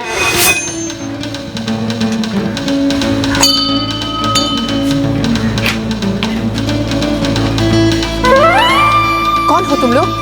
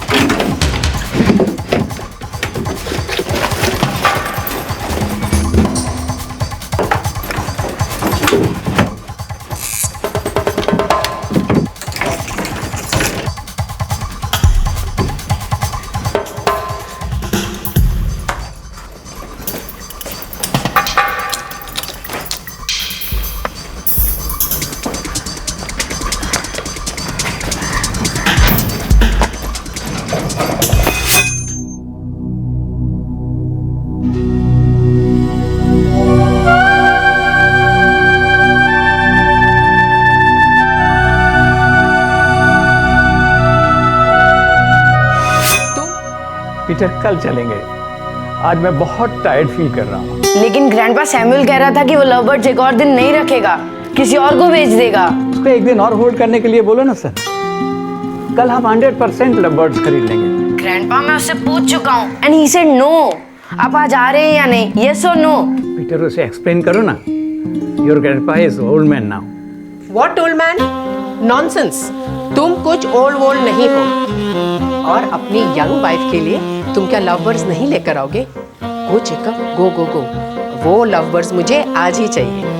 They are so beautiful है ना रे? Like you. ओके हाँ पीटर, मैं अभी लेकर के आता हूँ। फिर हम साथ में बैठ करके चाय पियेंगे। Yes sir. और आज मैं तुम्हें एक नई धुन सुनाऊंगा, तुम्हारे लिए बनाई है। Okay bye. फिलिप, ग्रैंडपा आ रहे हैं। Good job. मैं तुम दोनों के यहाँ से निकलने के बाद ही यहाँ से निकलूंगा, ठीक है?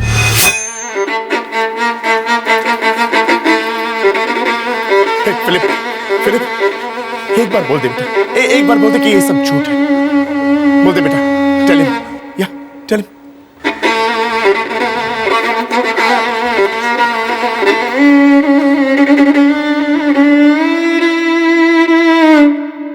ये सब करने का ख्याल कैसे आया? सर, घर पर आराम कर रहा था, अब जिंदगी भर जेल में आराम करेगा। चलो तो।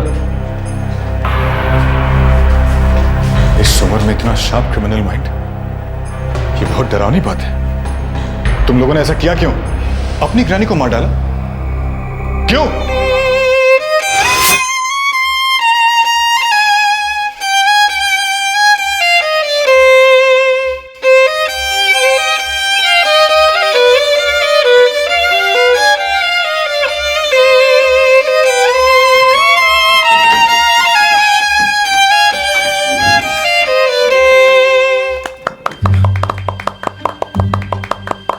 ग्रैंडपा, वो लेस्टर गोम्स वाला कॉम्पोजिशन बजाइए ना।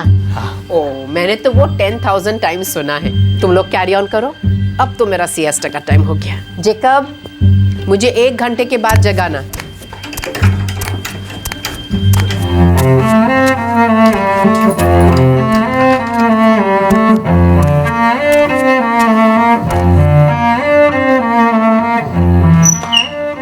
ग्राना, आर यू स्लीपिंग?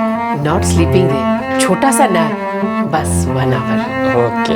अरे you go and enjoy first. एक बात बोलूं ग्रैना, जब ग्रैंडपा वायलिन प्ले करते हैं तो कितना ब्यूटीफुल लगता है ना। मैं तुम्हें एक सीक्रेट बताऊं, मुझे लव है ना तुम्हारे ग्रैंडपा से नहीं है, उनकी वायलिन से है। कितना अच्छा बजाते हैं। ओके, मैं चलता हूँ। मैं आई क्लोज द डोर, आपको डिस्टर्ब नहीं होगा। अरे नो, डोर क्लोज मत करना। अगर मैं म्यूजिक नहीं सुनूंगी ना तो मैं सो नहीं पाऊंगी। Keep the door open and okay. Okay okay.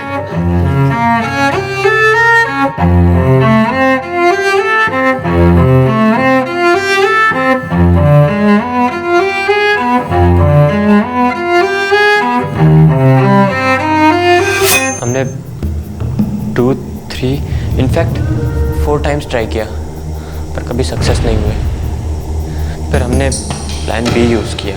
Plan B? Love birds वाला प्लान। हमें मालूम था कि ग्रैंडपा लव बर्ड्स के लिए बहुत क्रेजी हैं और हमें लगा कि उनके घर से दूर जाने से हमारा काम और भी आसान हो जाएगा। और ग्रैनी को मारकर काम तो और भी आसान हो गया। मास्क पहनकर गला घोट दिया अपनी ग्रैनी का। क्यों फिलिप, ऐसी कौन सी जरूरत आ पड़ी थी पैसों की? नो फिल, अभी लास्ट क्रिसमस को ही तुम्हारा पॉकेट मनी बढ़ाया था। Now no more, okay? Last Christmas for Christ sake मामा, हर चीज का कॉस्ट कितना बढ़ गया है। इतने पॉकेट मनी में तो कहीं फेस हाइड करने की जगह भी नहीं मिलती। कुछ भी बाय नहीं कर सकते। Then don't buy son, simple. हम तुम्हारा सब नीड्स पूरा करते हैं और लग्जरी के बिना भी तुम मैनेज कर सकते हो।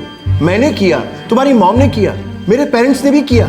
शीट कॉडी के अलावा कुछ नहीं था हमारे पास। इतना सा करी, इतना सा rice and just 1 piece fish, that's it. Again dad, not the same lecture. आपकी जनरेशन शीट कोड़ी और सिंपल लाइफ से खुश थी, बट नॉट अस।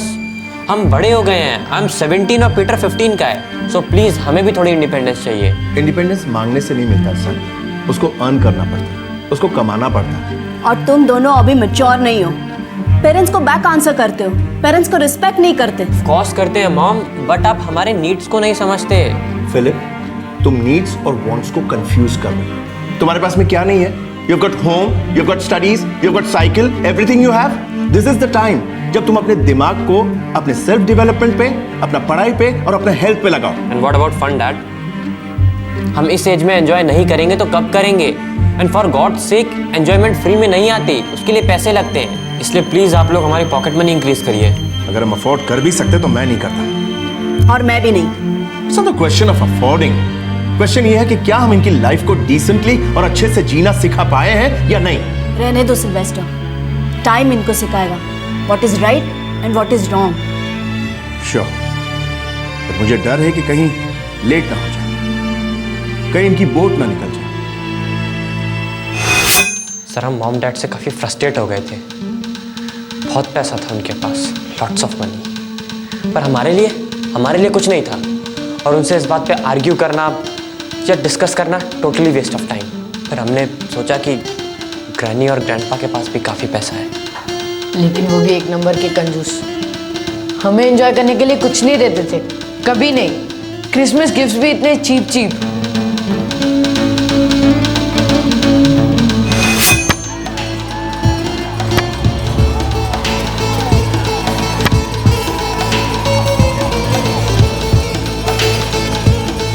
यार तुम दोनों रोजारियो ब्रदर्स, भीख मांगना बंद करो और खुद के पैसे कमाओ।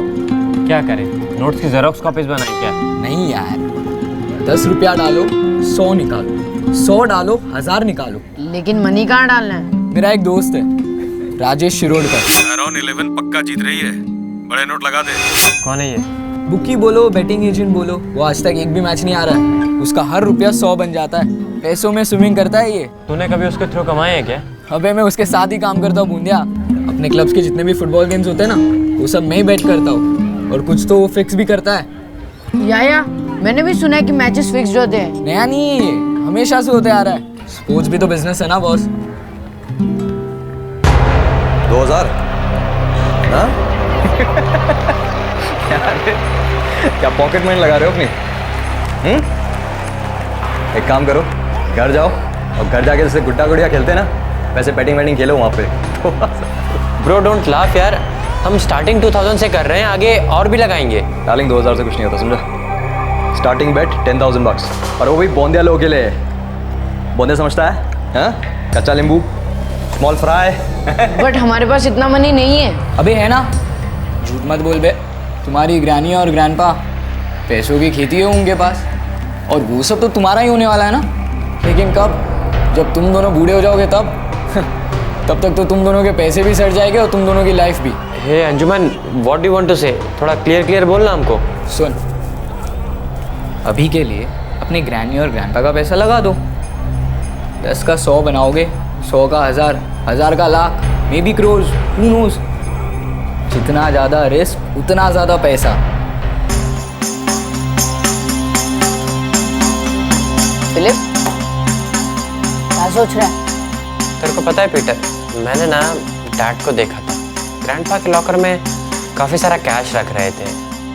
पता नहीं किसी स्टूपिड से प्रॉपर्टी को बाई करने का प्लान कर रहे थे। ग्रैंडमा की बहुत सारी ज्वेलरी भी तो है कबर्ड में।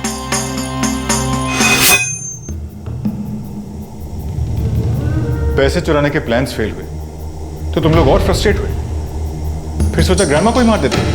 हाँ?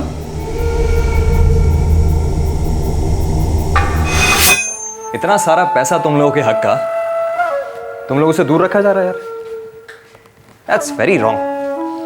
तुम दोनों डिसाइड किया है ना कि अब जो भी हो जाए पैसा बनाने का है? Yes, totally yes. तो अब सब मुझ पे छोड़ दो, समझे? बट कैसे? प्लानिंग गाइस, सारा गेम प्लानिंग का है, समझे? Oh Sam, they are beautiful.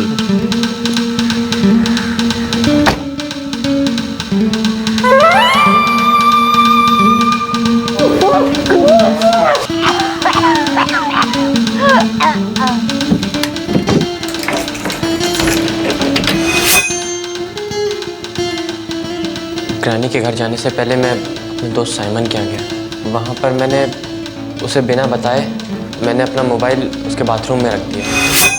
Hi Simon. Hi Philip, क्या बोल रहे हैं? बस कौन जीत रहा है यार?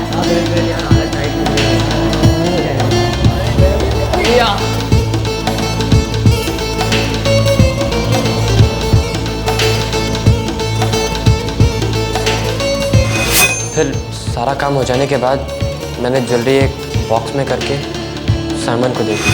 हे हाय साइमन। अरे हाय फिलिप।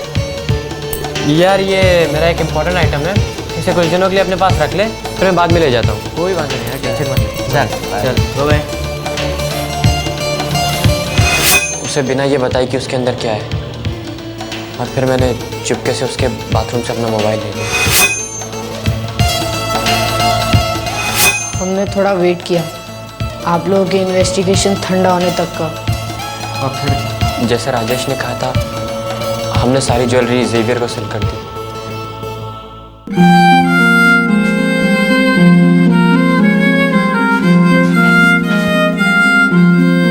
वो सिर्फ मेरी मामा और तुम्हारी ग्रैनी नहीं थी, तुम्हारे ग्रैंडपा की लाइफ थी डैमिट।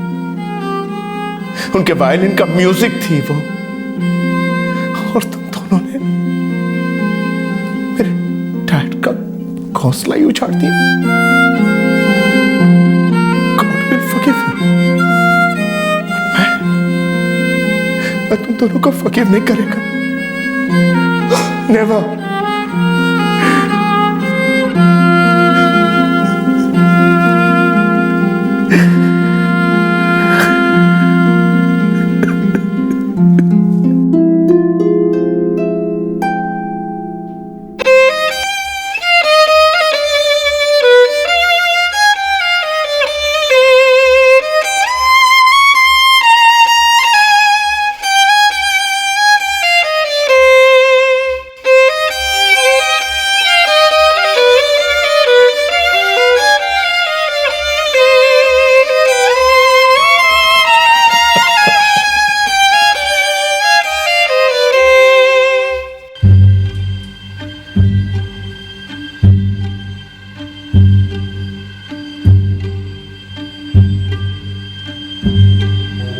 पोतों ने मिलकर अपनी दादी माँ की हत्या कर दी। पूरी संभावना है कि इस दादी माँ ने इन दोनों लड़कों की उंगलियां पकड़कर उन्हें चलना सिखाया होगा, मिठाइयों और कहानियों से उनका लाड किया होगा। फिर इन दो टीनेजर्स ने अपनी दादी माँ की हत्या क्यों की, पैसों के लिए। 17 वर्षीय फिलिप और 15 वर्षीय पीटर बेटिंग में पैसा लगाकर लाइफ में सेटिस्फैक्शन चाहते थे। लाइफ में सेटिस्फैक्शन, क्या आज की जिंदगी में कोई परमानेंटली संतुष्ट हो सकता है? फलसफे और फिलॉसफीज अपनी जगह पर, लेकिन दुनिया का सबसे इम्प्रैक्टिकल फूहड़ गवार इंसान भी अच्छी तरह से जानता है कि सेटिस्फैक्शन की कोई सीमा नहीं, लालच का अंत नहीं और ललचाने वालों की कोई कमी नहीं। कंज्यूमर गुड्स, लग्जरी गुड्स, इसका सबसे बड़ा मार्केट है बच्चे, टीनेजर्स और युवा पीढ़ी। और ये ग्रुप मार्केटिंग और एडवर्टाइजिंग को सबसे पॉजिटिव रिस्पांस भी देता है। फास्ट फूड, डिजाइनर कपड़े, जूते, सेल फोन्स, कंप्यूटर्स, महंगे स्पोर्ट्स गियर और यहां तक के पॉश स्कूल्स और एजुकेशनल कोर्सेज, हर चीज में, हर क्षेत्र में बेचने वाले प्रलोभन का इस्तेमाल करते हैं। फ्रेंच फ्राइज आपके मुंह में पानी लाते हैं, लेकिन उसके साथ बर्गर और सॉफ्ट ड्रिंक खरीदना जरूरी है। आपके बच्चे को अगला शेक्सपियर, आइंस्टाइन और तेंदुलकर बनाने का वादा किया जाता है, लेकिन उस कोर्स की फी लाखों में। बेचने वालों द्वारा अपनी मार्केटिंग में एक सोचा समझा साइकोलॉजिकल आक्रमण किया जाता है, जिसमें हमें और हमारे बच्चों को यह महसूस कराया जाता है कि भाई अगर आपके पास ये फलाना प्रोडक्ट नहीं है तो आप खुश नहीं रह सकते, आप जीवन में पीछे रह जाएंगे, आप जिंदगी में फेल हैं। क्या इस दलदल से ऊपर उठना असंभव है? क्या हम अपने बच्चों को जरूरतों और आदतों के बीच का फर्क नहीं समझा सकते? कंज्यूमर गुड्स की इंडस्ट्रीज बच्चों के द्वारा आदतों के ज्वालामुखी को भड़काती है। पेरेंट्स और ग्रैंड पेरेंट्स इस लालच के लावा को शांत करने में एक बहुत बड़ी कीमत चुकाते हैं, कभी पैसों से तो कभी अपनी जान से। आज के इस केस में पेरेंट्स ने अपने दोनों बच्चों को फिजूल खर्ची के खिलाफ डिसिप्लिन करने की कोशिश की, लेकिन बच्चों ने अपनी दादी माँ के लॉकर से पैसा चुराने की कोशिश की ताकि वो बैटिंग से और पैसा बना सके और अपने ऐशो आराम की हर चीज खरीद सके। जब वो दोनों लड़के चोरी नहीं कर पाए तो उन्होंने अपने दादा का ध्यान कहीं और आकर्षित कर अपनी दादी के कत्ल का प्लान बनाया और उसे अंजाम भी दिया। इतनी कम उम्र में इन दोनों लड़कों ने इतनी ऊंचे लेवल की शातिरता का प्रमाण दिया, पर साथ ही असहनशीलता की एक नई मिसाल भी कायम की। इन दोनों भाइयों को फुटबॉल मैचेस के दौरान की गई बैटिंग के आकर्षण ने अपने लपेटे में ले लिया था। फुटबॉल हो या कोई भी खेल हो, हम कहते हैं कि खेल सिर्फ कला प्रदर्शन और अच्छी सेहत के लिए होना चाहिए, खिलाड़ियों और दर्शकों के आनंद के लिए होना चाहिए। पर शायद हमारी सोच को ओल्ड फैशन माना जाएगा, बेवकूफी माना जाएगा, क्योंकि आज की तारीख में स्पोर्ट्स का मैदान खिलाड़ियों के पसीने से नहीं बल्कि स्पॉन्सरशिप के पैसों से सींचा गया है। लेकिन गैर कानूनी बेटिंग ने ईमानदारी, गरिमा और स्पोर्ट्समैनशिप को क्लीन बोल्ड कर दिया। पता ही नहीं चलता कि असली गेम कौन खेल रहा है, खिलाड़ी कौन है और मोहरा कौन है। फुटबॉल बुकी राजेश शिरोडकर ने पीटर और फिलिप को बड़ी चालाकी से बहला फुसलाकर बैटिंग के मैदान में उतारा। दोनों लड़कों ने एक खेल खेला, जीत किसी की नहीं हुई, बस हार हुई इंसानियत की और नैतिक मूल्यों की। बच्चे जिद करेंगे, इमोशनली ब्लैकमेल करेंगे, लेकिन उनकी हर मांग को कबूल करना एक दस्तक है कि मांग पूरी ना होने पर बच्चे जल बिन मछली की तरह तड़प सकते हैं और जुर्म की जहरीली सांस ले सकते हैं। हम पूरे समाज को एक रंग में नहीं रंगना चाहते, पर हम ये जरूरी समझते हैं कि पालक होने के नाते हम अपने बच्चों को अलग अलग रंगों से परिचित करवाएं, उन्हें आगाह करवाएं। इन रंगों के ब्रश को अपने हाथ में थामे रखना आसान नहीं है। संस्कार और समझदारी मार्केटिंग की विशाल आर्मी के सामने अक्सर घुटने टेक देते हैं, लेकिन हमें लड़ते रहना है। महंगी क्लासेस द्वारा अपने बच्चों को गारंटीड शेक्सपियर, आइंस्टाइन या तेंदुलकर बनवाने के जाल में फंसने से ज्यादा बच्चों को इन महापुरुषों की जीवनियों से इंट्रोड्यूस करवाना ज्यादा सेंसिबल होगा। गांधी जी का एक मंत्र था, सादा जीवन उच्च विचार। इस मंत्र की अहमियत शायद आज के जमाने में सबसे ज्यादा है। आपसे फिर मुलाकात होगी क्राइम पेट्रोल दस्तक में एक और नए केस के साथ। इस तरह के और भी एपिसोड देखने के लिए हमारे चैनल को सब्सक्राइब करें और बेल आइकन दबाना ना भूलें।